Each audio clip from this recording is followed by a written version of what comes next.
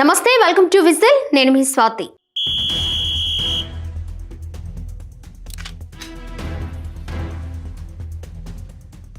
Amaravati outer ring road project కోసం భూసేకరణకు రంగం సిద్ధమైంది. కేంద్రం ఇప్పటి వరకు 4 జిల్లాలకు గెజిట్ ప్రచురించింది.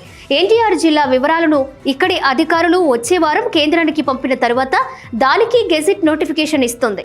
ఇప్పటికే గెజిట్ ప్రచురణ జరిగిన జిల్లాల్లోని సంయుక్త కలెక్టర్లు రైతుల నుంచి అభ్యంతరాల స్వీకరణ చేపట్టారు.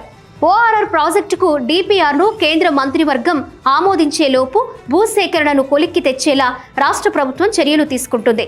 ఎన్టీఆర్, ఏలూరు, కృష్ణా, గుంటూరు, పల్నాడు జిల్లాల మీదుగా 189.90 కిలోమీటర్ల మేర ఓఆర్ఆర్ నిర్మించనున్నారు. దీంతో పాటు ఓఆర్ఆర్లో తెనాలి సమీపంలోని నందివెలుగు నుంచి చెన్నై కోల్కతా హైవేలో కాజా వరకు 17.5 కిలోమీటర్ల మేర 6 వరుసలతో లింక్ రోడ్ నిర్మిస్తారు.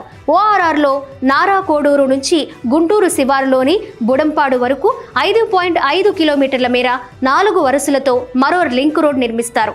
వీటితో కలిపి మొత్తం 212.60 కిలోమీటర్ల ప్రాజెక్ట్ అవుతుంది.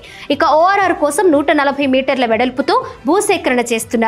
ఇందులో 6 వరుసల ఓఆర్ఆర్, ఇరువైపులా చెరో 2 వరుసలతో సర్వీస్ రోడ్డు నిర్మిస్తున్నారు. ఇక మొత్తంగా ఈ ప్రాజెక్టు కోసం 5 జిల్లాల్లోని 23 మండలాల పరిధిలో 97 గ్రామాల్లో భూసేకరణ చేయాల్సి ఉంది. ఇప్పటి వరకు కేంద్రం పల్నాడు, ఏలూరు, కృష్ణా, గుంటూరు జిల్లాలలో భూసేకరణకు గెజిట్ నోటిఫికేషన్ను ప్రచురించింది.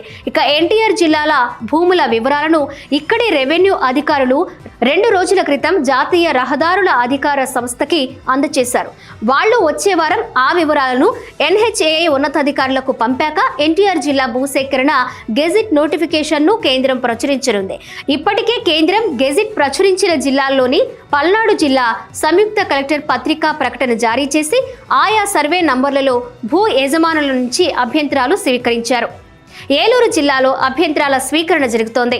కృష్ణా, గుంటూరు జిల్లాల సంయుక్త కలెక్టర్లు వచ్చే వారం పత్రికా ప్రకటన జారీ చేసి తరువాత 21 రోజుల పాటు అభ్యంతరాలు స్వీకరిస్తారు.